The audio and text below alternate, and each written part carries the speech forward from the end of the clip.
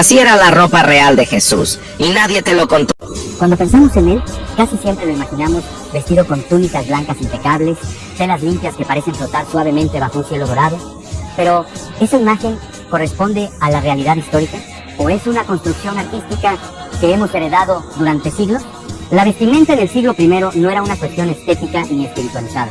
No era moda, no era símbolo abstracto, era necesidad, era supervivencia, era identidad visible.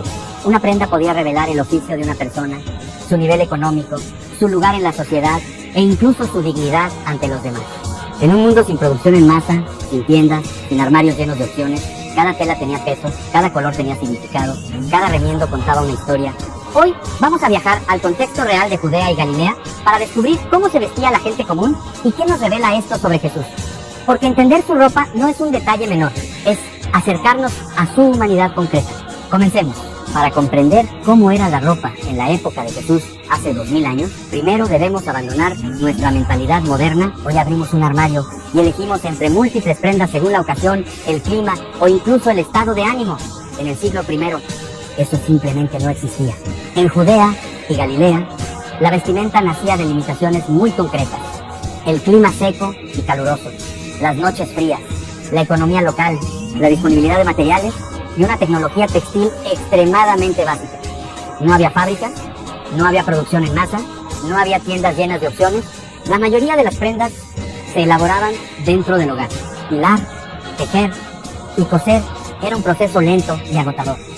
Las fibras se preparaban manualmente. Los telares eran rudimentarios. Una sola pieza podía tardar semanas o incluso meses en completarse. Por eso, cada prenda tenía un valor enorme. No se compraba ropa nueva con facilidad. No se reemplazaba lo viejo por capricho. Se usaba hasta el límite. La ropa no era una expresión de estilo personal. Era una herramienta de supervivencia. Protegía del sol intenso durante el día y del frío penetrante durante la noche. Cubría el cuerpo en una cultura donde la desnudez pública significaba vergüenza y pérdida de honor. Servía para trabajar, para viajar, para dormir y para presentarse en público. Además, la vestimenta funcionaba como un marcador social inmediato. No hacía falta preguntar por la situación económica de alguien. Bastaba una mirada, el tipo de tela, el estado del tejido, la presencia de remiendos, el color desvanecido, todo hablaba. En un mundo donde la mayoría poseía muy poco, la ropa era uno de los pocos bienes visibles que una persona tenía. Muchos hombres y mujeres poseían una sola túnica. Esa misma prenda servía para el trabajo diario, para el descanso y para cualquier actividad pública. Tener más de una no era normal, era un privilegio. Esto cambia completamente nuestra percepción cuando leemos textos antiguos donde se menciona compartir túnicas. No era una metáfora ligera, era un acto radical de justicia. Vestirse en el siglo I era cargar sobre el cuerpo el resultado de meses de trabajo manual. Era llevar encima el tiempo invertido, el esfuerzo familiar y la realidad económica del hogar. Nada era superficial. Por eso cuando imaginamos a Jesús caminando por los caminos polvorientos de Galilea, no debemos verlo envuelto en telas simbólicas idealizadas. Debemos verlo vestido como el pueblo, con ropa funcional, con telas trabajadas a mano, con prendas que habían sido usadas, cuidadas y probablemente remendadas. Ese detalle cambia todo. Ahora que entendemos que la ropa en la época de Jesús no era abundante ni decorativa, debemos preguntarnos, ¿de qué estaban hechas esas prendas?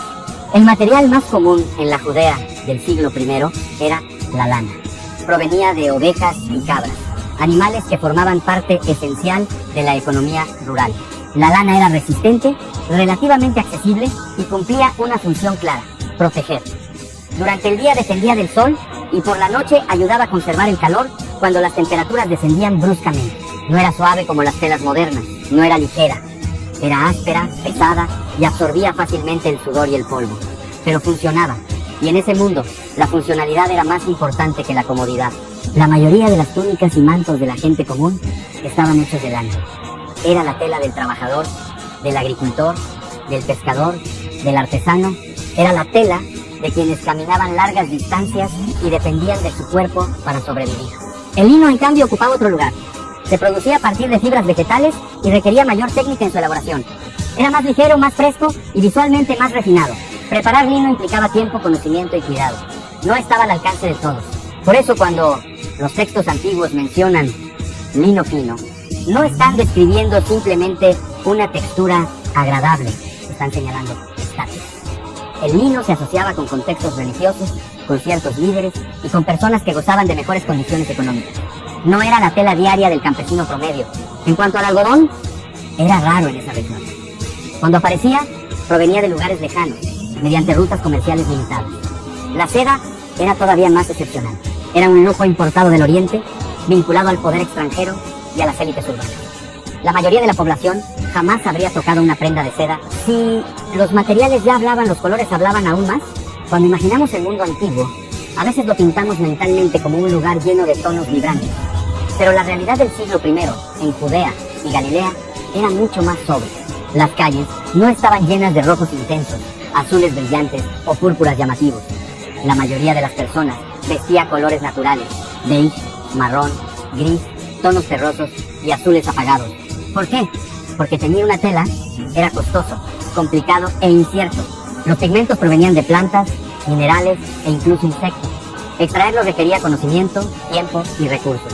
Además, muchos tintes no se fijaban bien a la fibra, especialmente a la lana. El sol fuerte de la región desvanecía rápidamente los colores.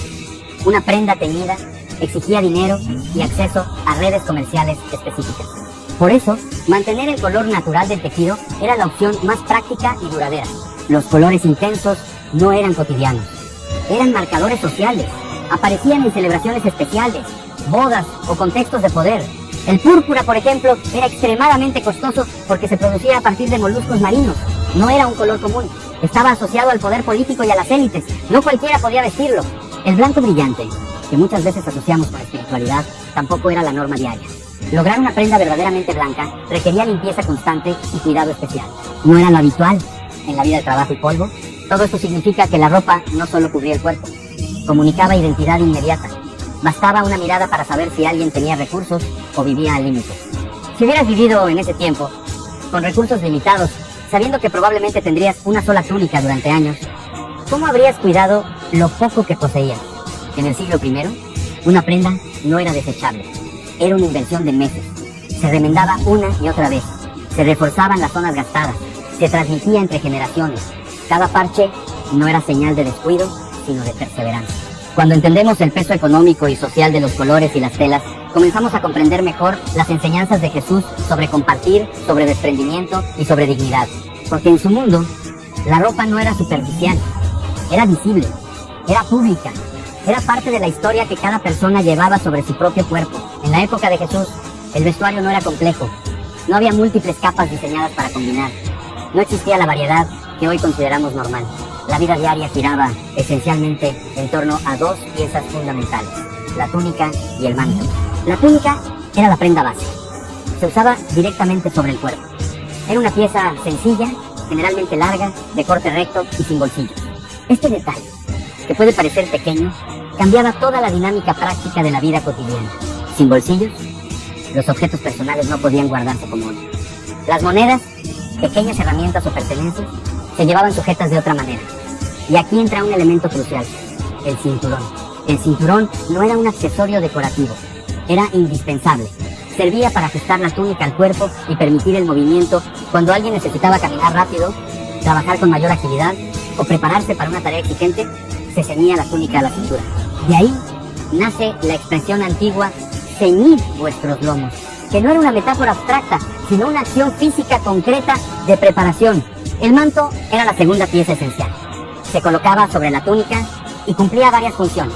Protegía del frío nocturno, del viento y del sol intenso. Durante los viajes, podía convertirse en manta para dormir. En muchos casos, era la única cobertura adicional que una persona poseía. Por eso, el manto tenía incluso valor legal. La ley establecía que si alguien lo tomaba como garantía de una deuda, debía devolverlo antes del anochecer. ¿Por qué? Porque sin manto, la persona quedaba expuesta al frío de la noche. No era un lujo, era una necesidad básica. Esta simplicidad estructural revela algo importante. La ropa no estaba pensada para destacar, sino para resistir. Cada pieza debía cumplir múltiples funciones. No había espacio para lo innecesario. Cuando los evangelios mencionan que la túnica de Jesús estaba tejida en una sola pieza, sin costuras, ese detalle no es accidental. Una prenda así requería mayor cuidado en su elaboración y tenía más valor. Por eso los soldados al momento de crucificarlo no la rompieron, sino que la sortearon. Incluso en ese instante la ropa seguía comunicando algo. La estructura básica de túnica y manto nos muestra un mundo donde la vestimenta era práctica, limitada y profundamente integrada a la vida diaria. No era un elemento secundario, era parte del ritmo cotidiano. Entender esto nos ayuda a imaginar a Jesús caminando por los caminos polvorientos, ajustando su túnica para avanzar, cubriéndose con su manto al caer la noche. No como una figura distante, sino como alguien plenamente inserto en la realidad humana de su tiempo. En el siglo I, cuidar la ropa no era una cuestión de orden ni de estética, era una cuestión de supervivencia. Sin fábricas, sin tiendas y sin producción constante, cada prenda debía durar lo máximo posible. Una túnica no se reemplazaba cuando se desgastaba un poco, se reparaba, se reforzaba, se volvía a coser. Cada remiendo prolongaba su vida útil. Cada parche era una extensión del esfuerzo familiar. La limpieza tampoco era como la conocemos hoy. No existían detergentes modernos ni métodos rápidos. Las prendas se lavaban con mezclas de cenizas y grasa animal. Se llevaban a ríos o manantiales y se frotaban contra piedras lisas. Era un trabajo físico, pesado y repetitivo. La ropa absorbía todo: humo de los hogares, polvo de los caminos, sudor del trabajo diario. El olor formaba parte de la vida cotidiana. Por eso los perfumes y aceites aromáticos tenían tanto valor. No eran simples artículos de lujo, ayudaban a hacer posible la convivencia social. Ungir el cuerpo y la ropa era una forma de cuidado personal y comunitario. Además, mantener una prenda limpia y entera era preservar la dignidad. En un mundo donde la ropa indicaba estatus social inmediato, presentarse con una túnica completamente desgarrada o sucia podía afectar la percepción pública de una persona. Cada familia desarrollaba hábitos alrededor del cuidado textil. Las mujeres pasaban horas remendando zonas desgastadas, reforzando codos, bordes y costuras. Los niños heredaban prendas ya usadas, adaptadas a su tamaño. Los ancianos vestían piezas marcadas por décadas de trabajo. Nada se desperdiciaba. Esta realidad cambia la forma en que entendemos ciertos pasajes bíblicos. Cuando se habla de remiendos nuevos en telas viejas, no es una comparación trivial, es una imagen profundamente cotidiana. Jesús hablaba en un lenguaje que todos comprendían, porque todos vivían esa experiencia. Cada hilo representaba tiempo invertido. Cada lavado implicaba esfuerzo físico. Cada prenda era resultado de disciplina diaria. Vestirse era cargar historia. Cuando imaginamos a Jesús dentro de este contexto, lo vemos en una vida donde el cuidado constante era parte del ritmo normal. Él conocía el desgaste del trabajo manual, conocía el valor de una prenda bien mantenida, conocía la diferencia entre tener poco y casi nada. En ese mundo, la ropa no era desechable, era valiosa, era frágil, era necesaria. Y eso nos ayuda a entender que cada detalle material del siglo I tenía un peso que hoy apenas podemos imaginar. Hoy, muchas diferencias sociales pueden disimularse. En aquel tiempo, no. Bastaba una mirada para entender quién tenía recursos y quién vivía al límite.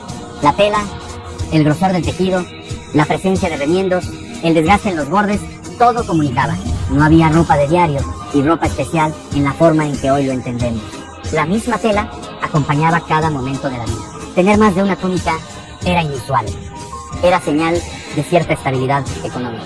Y por eso, cuando Juan el Bautista dice que quien tenga 2 túnicas comparta con quien no tiene ninguna, no está usando una exageración poética. Está señalando una desigualdad concreta y visible. Está hablando de un privilegio real frente a una necesidad urgente. Las diferencias sociales se notaban en los detalles. Una túnica tejida en una sola pieza, sin costuras visibles, indicaba mayor cuidado en su fabricación y más recursos invertidos. Una tela fina revelaba acceso a mejores materiales. En cambio, las prendas gruesas, ásperas y repetidamente parchadas hablaban de limitaciones constantes. La desigualdad no estaba escondida en documentos ni en cifras. Caminaba por las calles, se sentaba a la mesa, entraba a las sinagogas. Los niños heredaban túnicas ya desgastadas. Los ancianos vestían prendas marcadas por décadas de uso. La condición económica se llevaba literalmente sobre el cuerpo. En ese contexto, la dignidad estaba profundamente ligada a la vestimenta. No porque la ropa definiera el valor interior de la persona, sino porque era uno de los pocos bienes visibles que alguien poseía. Perderla significaba perder mucho más que tela. Jesús enseñó y habló dentro de este escenario. Sus parábolas no fueron pronunciadas en un vacío cultural. Él conocía el peso de poseer poco. Conocía la realidad de quienes vivían con lo mínimo indispensable. Cuando hablaba de compartir, de desprenderse o de no acumular, lo hacía en un mundo donde la acumulación era evidente y la carencia dolorosamente común. Entender esto nos ayuda a leer sus palabras con mayor profundidad. No eran discursos abstractos, eran declaraciones que tocaban directamente la vida cotidiana de quienes lo escuchaban. La ropa, en ese tiempo, era un espejo inmediato de la estructura social. Y Jesús caminó entre esas diferencias, viendo de cerca tanto la escasez como el privilegio. En el siglo I, quitarle la ropa a alguien no era solo un acto físico, era un mensaje público. La vestimenta estaba profundamente ligada al honor, a la identidad social y al reconocimiento dentro de la comunidad. Una persona vestida conservaba su lugar visible en la sociedad. Una persona despojada quedaba expuesta no solo corporalmente, sino simbólicamente. La desnudez forzada representaba la humillación máxima. En un mundo donde la mayoría poseía apenas lo indispensable, perder la túnica y el manto significaba quedar sin protección, sin estatus y sin dignidad visible. No era simplemente exponer el cuerpo, era declarar ante todos que esa persona había sido reducida al nivel más bajo de la jerarquía social. Por eso, cuando los evangelios narran que Jesús fue despojado de sus vestiduras antes de la crucifixión, el gesto tiene un peso cultural enorme. No fue solo crueldad romana, fue un lenguaje claro y entendible para todos los presentes. Los soldados dividieron sus ropas entre ellos y echaron suerte sobre su túnica. Esa escena no es un detalle menor dentro del relato. En aquel contexto, repartir la ropa de alguien condenado significaba apropiarse de lo poco que le quedaba. Era el acto final de desposesión. Además, la túnica, especialmente si estaba tejida en una sola pieza, tenía valor, no se rompió, se sorteó. Incluso en ese momento extremo, la ropa seguía siendo un bien preciado. La vergüenza en aquel mundo no era privada, era pública, se ejecutaba delante de todos. La exposición era parte del castigo. Un hombre sin túnica ni manto era alguien sin protección, sin pertenencia visible, sin honor.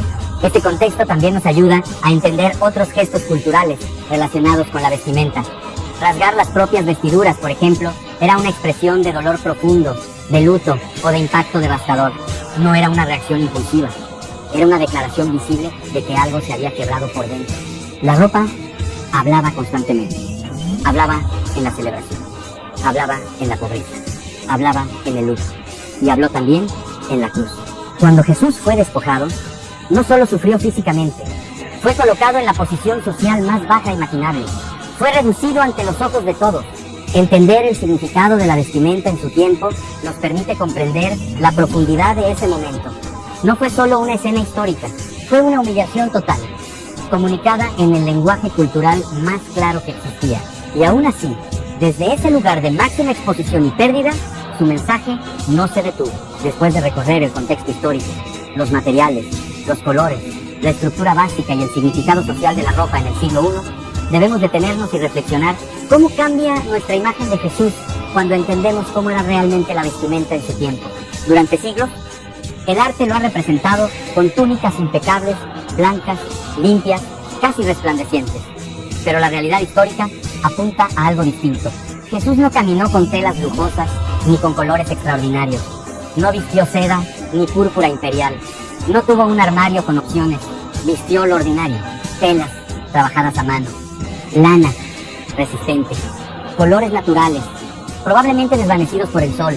Prendas usadas durante años. Ropa que conocía el polvo de los caminos, el sudor del trabajo y el desgaste del uso constante. Nada en su vestimenta lo separaba del pueblo. Y eso es profundamente significativo porque entender cómo era la ropa en la época de Jesús hace 2000 años nos obliga a abandonar imágenes idealizadas y a abrazar una encarnación real. El Hijo de Dios no eligió una apariencia distante ni un símbolo de poder externo. Eligió entrar completamente en la experiencia humana, incluso en sus limitaciones materiales. Su túnica no era un disfraz espiritual, era la ropa común de su gente. Cuando habló sobre no acumular tesoros en la tierra, lo hizo en un mundo donde la mayoría apenas tenía una túnica. Cuando habló sobre compartir, lo hizo en un contexto donde dar una prenda significaba desprenderse de algo realmente necesario. Cuando fue despojado de sus vestiduras, no fue solo un acto físico, fue la pérdida pública de todo signo externo de dignidad. Y aún así, su identidad no dependía de lo que vestía. Aquí está la fuerza de esta reflexión. La dignidad de Jesús no estaba en la calidad de su tela, sino en su misión. No estaba en el color de su túnica, sino en su obediencia. No estaba en lo que poseía, sino en lo que entregó. Comprender su vestimenta nos acerca a su humanidad. Nos recuerda que caminó entre limitaciones reales, en un mundo donde cada prenda tenía peso económico y social. No fue una encarnación simbólica, fue total.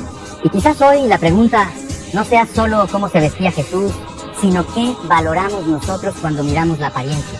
Porque si Él eligió lo sencillo para revelar lo eterno, entonces tal vez debamos mirar más allá de las telas y comenzar a mirar el corazón.